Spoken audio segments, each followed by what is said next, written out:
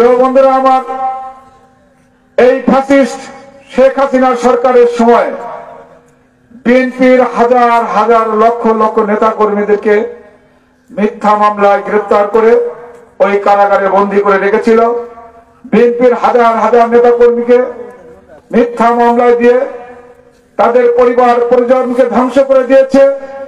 বিএনপির লক্ষ লক্ষ পরিবারের সন্তানকে সরকারি কোন চাকরিতে তাদের নিয়োগ করতে দেয় নাই, শুধু দলীয় ভিত্তিতে আওয়ামী ফ্যাসিস্ট বাহিনী তাদের ঘরোয়া তাদের সন্তানকে নিয়োগ দিয়েছে। আজকে বাংলাদেশের মানুষের যে অবস্থা এবং দুর্ভোগ সৃষ্টি করেছিল এই ফ্যাসিস্ট শেখ হাসিনা। প্রিয় বন্ধুরা আমার, আপনারা দেখেছেন আইনের শাসনকে এমন ভাবে কুক্ষিগত করেছিল, একটি মানুষ যদি সর্বোচ্চ বিপদে পড়ে তাহলে প্রশাসনের কাছে গিয়ে আশ্রয় নেয়। আমাদের বিএনপির যুবদল ছাত্র দলের ভাইরা আন্দোলন সংগ্রাম করে যখন রাজপথে পুলিশের কাছে বন্দী হয়েছে, সেই পুলিশ থানাতে বন্দী রেখে আওয়ামী যুবলীগ ছাত্রলীগদেরকে নিয়ে সেই থানার মধ্যে নিয়ে গিয়ে তাদের হাতে আমাদের নেতা কর্মীকে ছেড়ে দিয়েছে। আপনারা দেখেছেন প্রিন্টিং মিডিয়ায় হাতুড় দিয়ে ছাত্র দলের যুবদলের ভাইদেরকে কিভাবে তাদের হাড় তাদের হাঁটু তাদের বুকে পিঠে আঘাত করেছে, যা আপনার পৃথিবীর ইতিহাসে বিরল। তাই প্রিয় বন্ধুরা আমার, আমি আপনাদের বলতে চাই, এই জুলাই বিপ্লবের মধ্য দিয়ে বিগত 5ই আগস্ট ছাত্র বৈষম্য জনতার সফল আন্দোলনের মধ্য দিয়ে এই ফ্যাসিস্ট শেখ হাসিনা সরকারের পতন হয়েছে। প্রিয় বন্ধুরা আমার, আমি বলতে চাই, এই আওয়ামী লীগের পতন যেন কিয়ামতের আগ মুহূর্ত পর্যন্ত থাকে। এই ফ্যাসিস্ট শেখ হাসিনা তার দোষকদেরকে ফিরে ভারতে আশ্রয় নিয়েছেন। ওই ভারত থেকে বিভিন্ন সময় কলা কৌশল নির্ধারণ করছেন, আনসার দিয়ে বিদ্রোহ প্রতি বিদ্রোহ করার চেষ্টা করেছেন, সংখ্যাগরিষ্ঠ সম্প্রদায়কে ব্যবহার করার চেষ্টা করেছেন। আজকে যখন প্রতি বিপ্লব ব্যর্থ হয়েছে, তখন আমাদের বিএনপির মধ্যে বিভিন্ন নেতার মাধ্যমে এই পরাজিত আওয়ামী লীগের দোসররা বিএনপির মতন ঢুকে সংগঠনকে বিভ্রান্ত করার চেষ্টা করছে। আমি আরো বলতে চাই, প্রিয় বিএনপির নেতা কর্মী ভাইরা, আপনাদের প্রতি আমার আহ্বান থাকবে যে আওয়ামী দোসররা আপনাদের প্রিয় সহযোদ্ধাদেরকে হত্যা করেছে, মিথ্যা মামলায় রাজাকারের ভূমিকায় তাদেরকে গ্রেফতার করিয়েছে, সেই সমস্ত চিহ্নিত ব্যক্তিদেরকে আপনারা কোন প্রকারের সহযোগিতা করবেন না। আর যদি করেন, আমরা কিন্তু নেতারা কিন্তু আমরা জানতে পারবো। এবং এইটা আজকের এই সমাবেশে আপনাদের উদ্দেশ্যে বলে যেতে চাই, ওই নেতাও কিন্তু কোনো ক্ষমা পাবেন না। আমরা যা যা করা লাগে সেই নেতা কিন্তু আমরা ব্যবস্থা নেব। রক্ত নিয়ে আপনারা খেলা করবেন না। আওয়ামী লীগের সুবিধা নিয়ে আপনারা বিএনপির ত্যাগী পরীক্ষক নেতা কর্মীদের সঙ্গে বেইমানি করবেন না, এটা আমি আপনাদের উদ্দেশ্যে জানাতে চাই। বিএনপির অনেক নেতা আছে যারা হয়তো আপনাদেরকে মিথ্যা আশ্বাস দেবে, আপনারা কিন্তু সেই আশ্বাসে কোনো রেহাই পাবেন না। আমি আপনাদেরকে বলে যাচ্ছি, আমাদের প্রিয় নেতাও কিন্তু আপনাদেরকে বারবার সেই সিগন্যাল সেই কথাটি বারবার কিন্তু বলে যাচ্ছে। প্রিয় বন্ধুরা আমার, আমি বক্তব্য দীর্ঘায়িত করব না। গতানুগতিক আপনারা বিভিন্ন জনসভা বিভিন্ন সমাবেশ দেখেছেন, যেখানে নেতারা অনেক গুরুত্বপূর্ণ অনেকক্ষণ বক্তব্য প্রদান করে থাকেন, কিন্তু আমাদের প্রিয় নেতা জনাব তারেক রহমান, যিনি বাংলাদেশের 80% কৃষক, বাংলাদেশের জনসংখ্যার অধিকাংশই কৃষক, তারা গ্রামে থাকে। এর জন্য কিন্তু শহর কেন্দ্রিক এই কর্মসূচি দেয় নাই, একদম প্রান্তিক কৃষক পর্যায়ে তারেক রহমানের প্রতিশ্রুতি বক্তব্য যাতে কৃষক ভাইরা শুনতে পারে, জানতে পারে, এই জন্য তিনি নির্দেশনা, তার বক্তব্য দিয়েছেন। এই নির্দেশনা বক্তব্য মূলত আপনাদের উদ্দেশ্যে পড়ে শোনানোর আমার বিশেষ প্রয়োজন। প্রিয় ভাইরা আমার,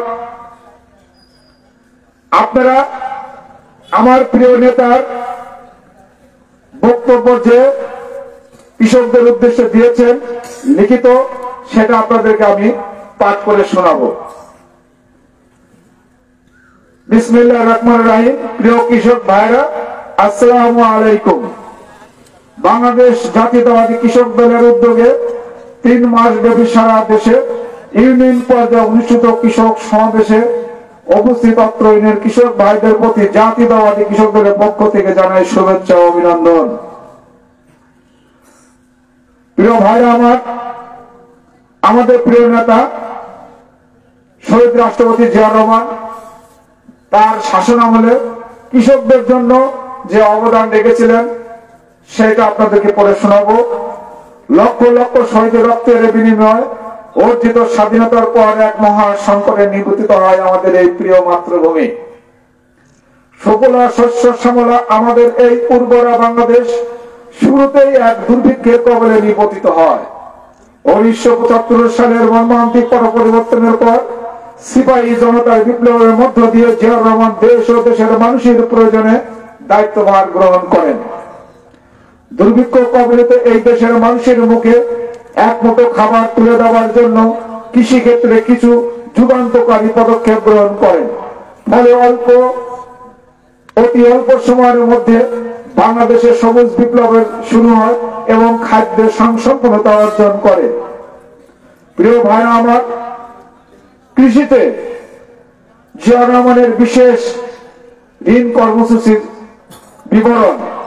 ক্ষুদ্র ও প্রান্তিক কৃষক যেন কৃষি উৎপাদনে অবদান রাখতে পারে, সেজন্য তিনি 1977 সালে ফেব্রুয়ারি মাসে কোনো জামানত ছাড়াই কৃষকদের জন্য 100 কোটি টাকার বরাদ্দ রাখেন।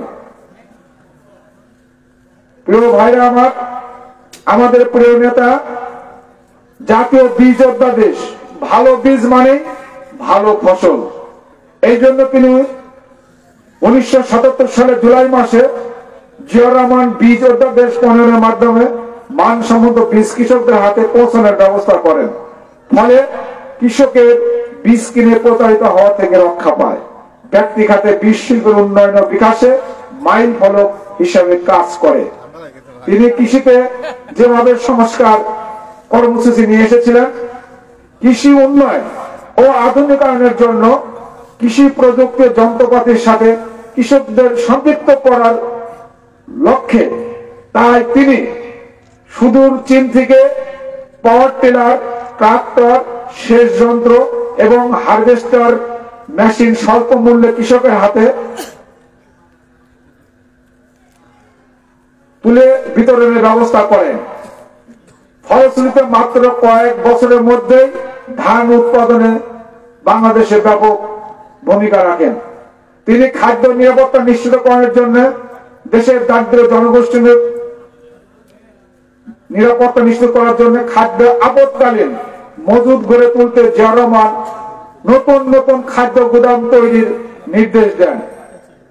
ভরা মৌসুমে কৃষক যেন উৎপাদিত ফসল বিক্রি করে ক্ষতিগ্রস্ত না হয়, সেজন্য তিনি 1978 সালে শস্য গুদাম ঋণ কর্মসূচি গ্রহণ করেন। প্রিয় নেতা জিয়াউর রহমান সাহেব বাংলাদেশের গ্রাম পর্যায়ে যাতে গ্রামের মানুষ বিদ্যুৎ সেভাবে সঠিকভাবে যাতে ব্যবহার করতে পারেন, তাই তিনি 1977 সালের অক্টোবর মাসে জিয়াউর রহমান পল্লী বিদ্যুৎ আইন বোর্ড IEB প্রতিষ্ঠা করেন। তিনি চিনি শিল্প, বাংলাদেশের মানুষের চিনির চাহিদা মেটানোর জন্য তিনি ব্যাপকভাবে বাংলাদেশের চিনি আমদানি নির্ভরতা কমানোর জন্য বাংলাদেশে অনেক জি এখন করতে যাবো।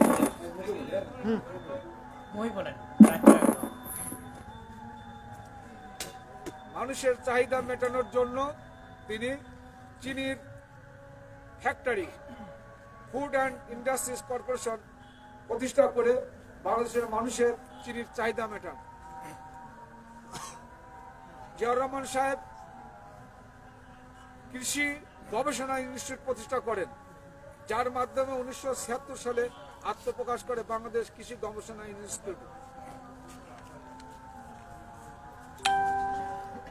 প্রিয় বন্ধুরা আমার, বিএনপির শাসনামলে বেগম খালেদা জিয়া কৃষিতে যেভাবে অবদান রেখেছিলেন তার বিবরণ মাত্র। উত্তরাঞ্চলের জনগণের খাদ্য নিরাপত্তা নিশ্চিত করার নেপথ্যে বরেন্দ্র অঞ্চলকে শস্য ভাণ্ডারে রূপান্তর করার লক্ষ্যে 1992 সালে তৎকালীন প্রধানমন্ত্রী বেগম খালেদা জিয়া বরেন্দ্র বহুমুখী উন্নয়ন কর্তৃপক্ষ প্রতিষ্ঠা করেন। তিনি আধুনিক কৃষি যন্ত্রপাতি ব্যবহারের মাধ্যমে ফসল উৎপাদন বৃদ্ধি, উৎপাদন ব্যয় হ্রাস এবং কৃষি শ্রমিক ঘাটতি পূরণের কৃষি যান্ত্রিকরণ প্রকল্প চালু করেন। তিনি আধুনিক বায়োটেকনোলজি গবেষণা স্থাপন করে ফলে নতুন নতুন জাত উৎপাদন করে কৃষিতে নবদিগন্তের সূচনা করেন। তিনি কৃষকদের জন্য সর্বপ্রথম 5,000 টাকা পর্যন্ত কৃষি ঋণ মওকুফ করেন এবং যাদের অল্প জমি 25 বিঘি জমি তার খাজনা মওকুফ করেন।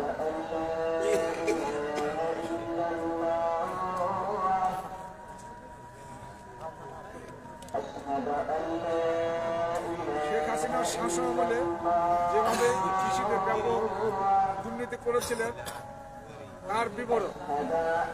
রপ্তানিযোগ্য কাঁচা শস্যের মান যাচাই না করে কৃষি সম্প্রসারণ অধিদপ্তর কেন্দ্রিক প্যাকেজিং হাউস প্রকল্পের নামে 6 তলা একটা বিল্ডিং নির্মাণ করে, যে বিল্ডিং তৈরি করতে 158 কোটি টাকা বরাদ্দ দেওয়া হয়। বাংলাদেশে কি 6 তলা বিল্ডিং করতে 158 কোটি টাকা ব্যয় হয়? কখনোই না। এইরকম ধরনের মেঘা দুর্নীতি করেছেন। তিনি কৃষি যান্ত্রিকরণ প্রকল্পে কৃষকের জন্য কৃষির মেশিন ক্রয়ের জন্য আপনার কারিগরি কমিটির পরামর্শ ছাড়াই নিম্নমানের মেশিন ক্রয় করে শত শত কোটি টাকা লুটপাট করেছে।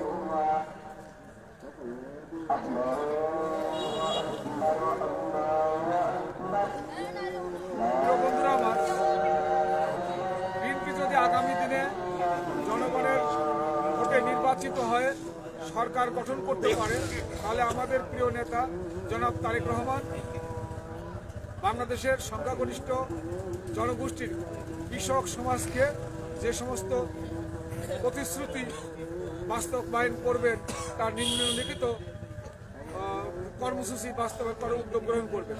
তার বিবরণ: কৃষকের উৎপাদিত ফসলের ন্যায্য মূল্য নিশ্চিতের জন্য উন্নয়ন ইউনিয়ন পর্যায়ে সরকারিভাবে ক্রয় কেন্দ্র স্থাপন করবে।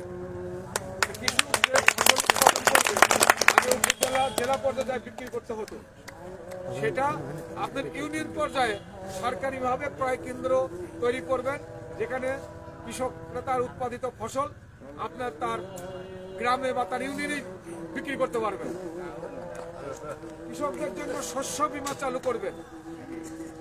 কৃষক আপনার যে শস্যগুলো উৎপাদিত করে, অনেক সময় বিভিন্ন কারণে বৈরী আবহাওয়া, ঝড় বৃষ্টি কিংবা তার রক্ষণাবেক্ষণের অভাবে সেই শস্য নষ্ট হয়ে যায়, সেই ফসল নষ্ট হয়ে যায়। এই জন্য সরকারের আপনার এই কৃষি ফসলের এগেনস্টে আপনার হলো বীমা চালু করবেন। সেই বীমা পদ্ধতির নামমাত্র বীমা প্রকল্প চালু করবেন। আপনি যদি ফসল নষ্ট হয়ে যায়, সরকার আপনার ব্যাংক থেকে তারা ক্ষতিপূরণ দেবেন। সেচ ব্যবস্থার সংকট নিরসনে শহীদ জিয়ার ঐতিহ্যগত খাল খনন, শহীদ রাষ্ট্রপতি জিয়াউর রহমানের সময় ফসলকে ফলানোর জন্য কৃষকের যে পানির চাহিদা, সে চাহিদা ঠিক মতন শুষ্ক মৌসুমে আপনার কৃষকরা পানি পেত না। সেজন্য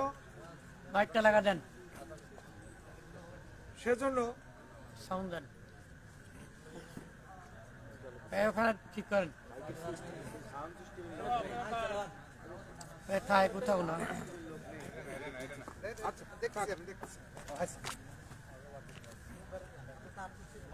আপনার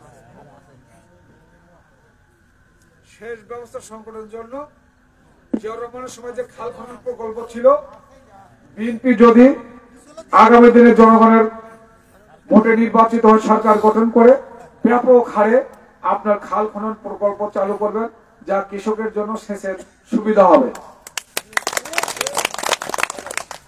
কৃষকের স্বার্থ এবং উন্নয়ন যাবতীয় অর্থনৈতিক বিকাশের জন্য কৃষিভিত্তিক শিল্প কারখানা ব্যাপকভাবে গড়ে তুলবেন।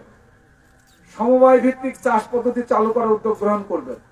সমবায় ভিত্তিক চাষ পদ্ধতি মানে আপনার আধুনিক প্রযুক্তি, কৃষকের যে অনেক আধুনিক মেশিন আছে, যে মেশিনের দাম 15 লক্ষ 20 লক্ষ টাকা দাম, সেই মেশিনগুলো কৃষিখাতে অবদান রাখবে।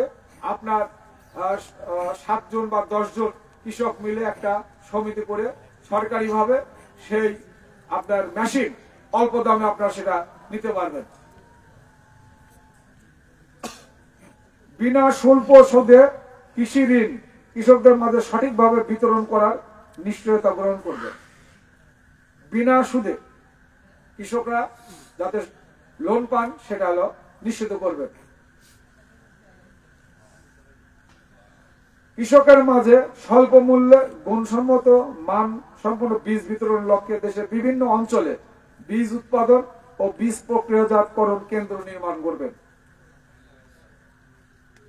প্রান্তিক কৃষকদের প্রাথমিক কৃষক শিক্ষা চালু করার উদ্যোগ গ্রহণ করবেন। মানে অনেক কৃষক আছে যারা উৎপাদনের ব্যাপারে কৃষিকাজে তারা সঠিক তাদের জ্ঞান নাই, তাদের সঠিকভাবে প্রশিক্ষিত করে গড়ে তোলার জন্য আপনার কৃষকদের জন্য একটা প্রশিক্ষণের একটা ব্যবস্থা করবেন।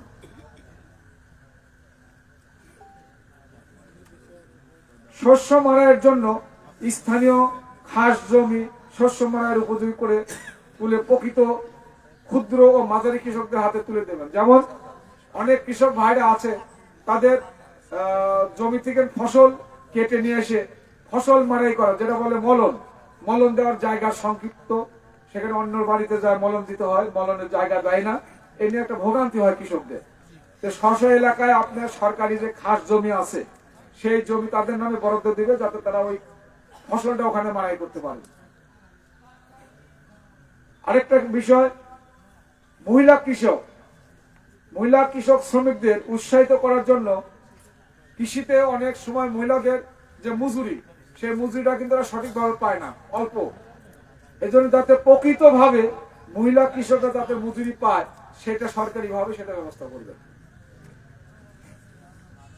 ধন্যবাদ প্রিয় সহযোদ্ধা সাথী ভাইরা, আপনারা অনেক ধৈর্য সহকারে আজকের এই সমাবেশের বক্তব্য শুনেছেন, সমাবেশকে সফল করেছেন। আজকের সমাবেশ সার্বিকভাবে আমাদের উপজেলা কৃষক দলের সভাপতি বারেক মহেশ সহ আরো যারা সহযোগিতা করেছেন এই সমাবেশকে সফল করার জন্য, আমি তাদের সকলের সুস্বাস্থ্য কামনা করে আমার বক্তব্য এখানে শেষ করছি। আল্লাহ হাফেজ। বাংলাদেশ জিন্দাবাদ, শহীদ জিয়া অমর, বেগম খালেদা জিয়া জিন্দাবাদ, তারেক রহমান জিন্দাবাদ। আসসালামু আলাইকুম।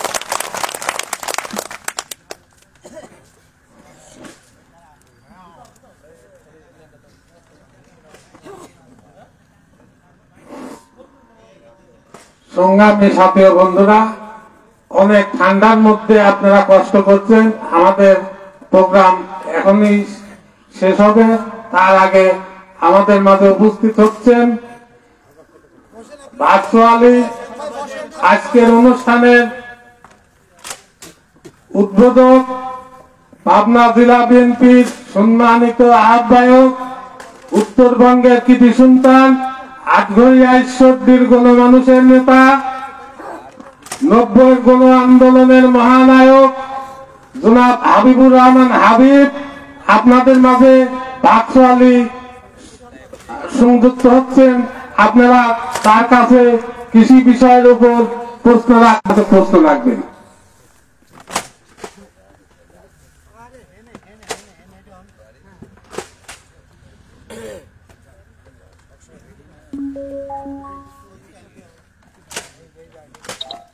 বিসমিল্লাহির রহমানির রহিম। উপস্থিত সম্মানিত নেতৃবৃন্দ, প্রিয় ভাইরা, আসসালামু আলাইকুম। কৃষক দলের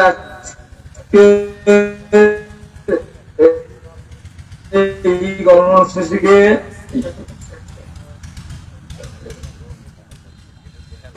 আমি সর্বতভাবে স্বাগত জানাচ্ছি। বাংলাদেশের প্রায় সমস্ত ইউনিয়নে তারা কৃষকদের পক্ষ থেকে এই সমস্ত কর্মসূচি পালন করছে। আমাদের নেতা দলের ভারপ্রাপ্ত চেয়ারম্যান জনাব তারেক রহমানের বক্তব্য, দেশনেত্রী বেগম খালেদার বক্তব্য অতীতে কৃষকদের জন্য কি কি কাজ করেছে এবং ভবিষ্যতে কি কাজ করবে, কৃষকদের সার্বিক সমস্যার সমাধানের লক্ষ্যে যে বক্তব্য এসেছে সেই বক্তব্যের আলোকে আপনাদেরকে বলতে চাই, বাংলাদেশ জাতীয় দল আগামী দিনে জনগণের সমর্থনে রাষ্ট্র ক্ষমতা আসলে এদেশের কৃষকদের সার্বিক উন্নয়নের জন্য যা যা করা দরকার সেই সমস্তগুলো চিহ্নিত করে কৃষকদের পাশে দাঁড়াবে। যেমন তাদের বীজের সমস্যা, বীজের দাম বেশি, নির্মাণের বীজের কারণে অনেক সময় ফসল ঠিক মতো হয় না। যেমন পেঁয়াজের বীজে এবার দেখা দিয়েছে সমস্যা, 10% বীজও গজায় না। এতে কৃষক ক্ষতিগ্রস্ত হয়। বিএনপি রাষ্ট্র ক্ষমতা আসলে আমরা সেই বিষয়গুলো আমরা বিবেচনা দেখে কোনোভাবেই যে বীজ গজাবে না সেই ধরনের বীজ আমরা আমদানি করব না এবং কৃষকদের মাঝে সেগুলো বিতরণ করবো না। তাই আজকে এই কৃষক সমাবেশে যারা উপস্থিত আছেন তাদের মধ্যে থেকে আপনারা প্রশ্ন করলে সেই প্রশ্নগুলো আমি উত্তর দিতে পারবো। তো আমাদের পাবনা জেলার অংশীদার কৃষক দলের সম্মানিত সভাপতি হাসপাতালহীন এবং সাবেক ছাত্রনেতা শহীদ বাবুর নেতৃত্বে তারা বাংলাদেশের কৃষক দল আজকে অনেক দূরে এগিয়ে গিয়েছে। আমি মনে করি আমাদের নেতা রাষ্ট্রপতি জিয়া রহমান বলেছেন আমাদের নীতিও তাই, আমরা কৃষকদেরকে বাঁচাতে চাই।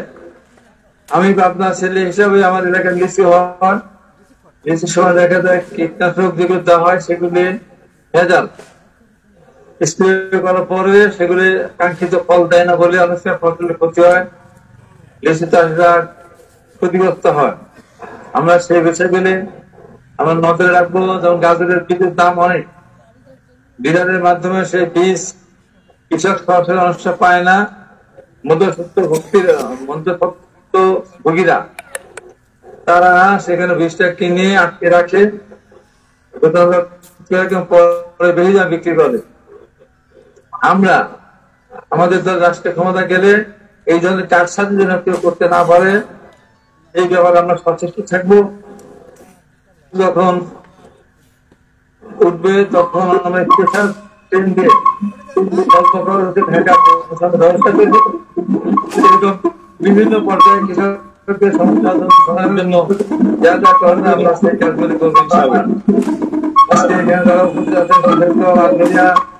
উপজেলা বিএনপির সভাপতি সাধারণ সম্পাদক এবং এই ইউনিয়নের সভাপতি সাধারণ সম্পাদক সহ এই সমস্ত বিএনপি নেতৃবৃন্দ, থানা পর্যায়ে বিভিন্ন নেতৃত্ব উপস্থিত আছেন, তাদের সবাইকে আমার শুভেচ্ছা জানাচ্ছি, কৃতজ্ঞতা প্রকাশ করছি তাদের প্রতি যে আপনার সুন্দরভাবে আমি দেখতে পাচ্ছি যে একটা সুন্দর অনুষ্ঠানের আয়োজন করেছেন। আপনারা এখন কৃষকদের পক্ষ থেকে আপনারা প্রশ্ন করেন, আমি আমার সাধ্য মতো প্রশ্নের উত্তর দেওয়ার চেষ্টা করব। আপনাদের প্রশ্ন করার আহ্বান জানাচ্ছি। ধন্যবাদ। এই আমার ওইটা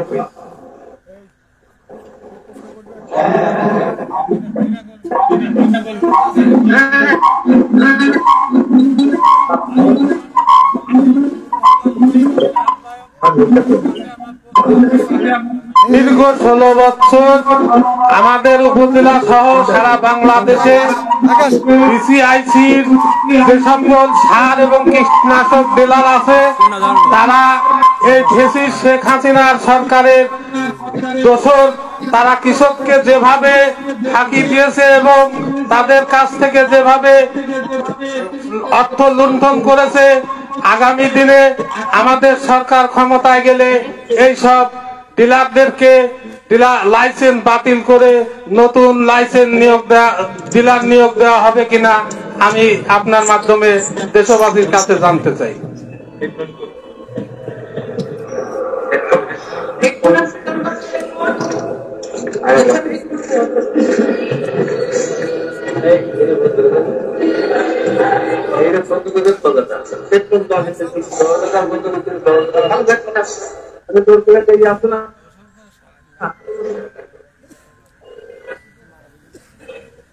শোনা যাচ্ছে না? শোনা যাচ্ছে? হ্যাঁ পোস্ট, হ্যাঁ পোস্ট করো, পোস্ট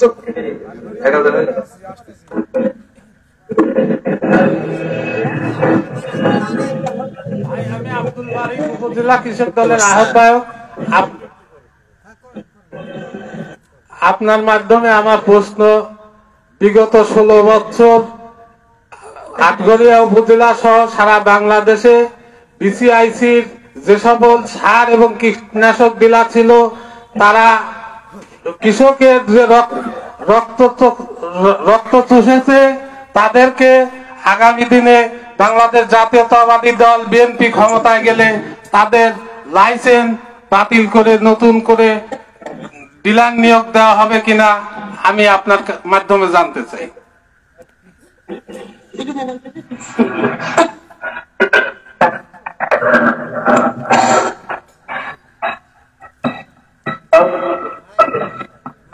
আগামী দিনে বিএনপি সরকার ক্ষমতায় গেলে বর্তমান এই ডিলার কৃষকের পণ্য বিক্রি করার জন্য যারা ডিলারি পাইছে তাদের ডিলারি বাদ দেওয়া যাবে কিনা বা দেবে কিনা বিএনপি এই বিষয়ে জানতে চাইছে। হ্যাঁ ধন্যবাদ। আগামী দিনে যে সমস্ত ডিলাররা এই সমস্ত সার দিয়ে যারা হচ্ছে স্বাস্থ্যবিধি কাজ করছে সেই সমস্ত ডিলার, সেই সমস্ত ডিলারকে কিন্তু ব্যবস্থাপন করা হবে, ডিলারকে বাতিল করে দেওয়া হবে। যারা যারা করতে কাজ করবে কৃষকদের কাছে ন্যায্য মূল্য বিক্রি করবে তাদেরকে আপনার ডিলার নিয়োগ দিতে পারবেন।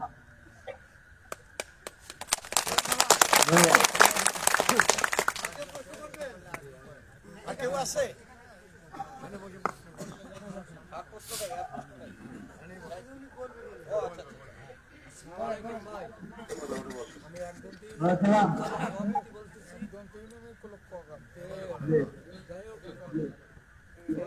আমার যে গুদিম ডাব পড়ে আছে জিয়া রহমানের থেকে গুদিম ডাব পড়ে আছে, এই আমলিক সরকার এই গুদিম ভাড়া দিয়ে খাচ্ছে, তারা এখনো পয়সা তুলে খাচ্ছে। আর এই গুদিম ডাব কাজ করবেন নাকি আমার ইউনিয়ন পর্যায়ে যাতে আমরা গুদিমে মাল কিনে তুলবেন নাকি, এই বলে আপনার প্রশ্ন আমি প্রশ্ন করতেছি। আসসালামু আলাইকুম।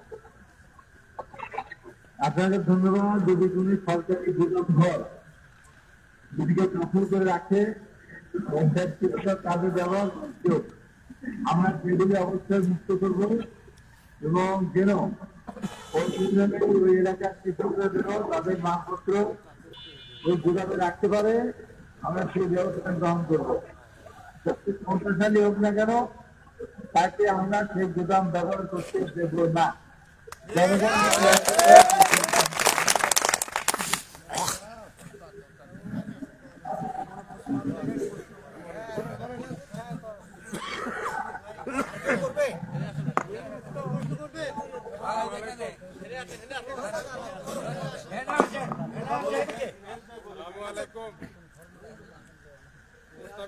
প্রস্তাবিত সদস্য সচিব আটঘরিয়া পৌরসভা, আমার প্রশ্ন ভালো যারা ওই আবাদ জরিপ করে তাদের মধ্যে ভালো কৃষক আছে, তাদের যদি একটু সুযোগ সুবিধা দেওয়া যায় তারা আরো ভালো কিছু করতে পারবে। যেমন পাওয়ার টিলার, ধান মরা মেশিন, ধান কাটা মেশিন, এই মেশিনগুলোর নাম আমি জানি না। এই মেশিনগুলো যদি কৃষকদের হাতে দেওয়া যায় তাহলে কৃষক অনেক দূর আগায় যেতে পারবে। এটা আমি বিশ্বাস থাকি। আপনার কাছে প্রশ্ন এটা সম্ভব হবে কিনা। হ্যাঁ, আপনাকে ধন্যবাদ। আমি তো আগেও বলেছি যে এই যে ধান মাড়ায় ছোটা মেশিন, ধান কাটা মেশিন, আপনার জমি চাষ করার ট্রাক্টর যেগুলি আছে, এই জিনিসগুলি আমরা কৃষকদেরকে দেওয়ার চেষ্টা করি।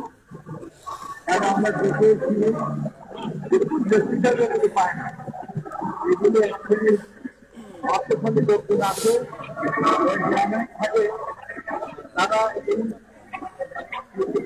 এইগুলি অল্প মূল্যে অর্ধেক জায়গায় সরকার ভর্তি দেয়।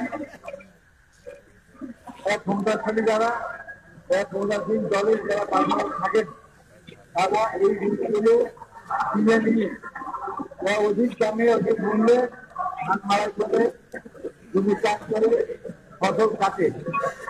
আমরা করতে দেওয়ার চেষ্টা করবো যেন কৃষক ভালো কৃষকের জন্য পায়, সেই ব্যবস্থা আমি করি। আর এটা হচ্ছে কৃষকদের জন্য সবচেয়ে তাতে সরকার ব্যবস্থাটা পায় আসবে, সেই ব্যবস্থা করবে। ধানের মধ্যে ধান বিক্রি করে কৃষকদের মাধ্যমে তারা অর্ডার কৃষকদের পক্ষে তারা ধান দেয়, মাত্র টাকাটা তারা লুট করে থাকে। আমরা যদি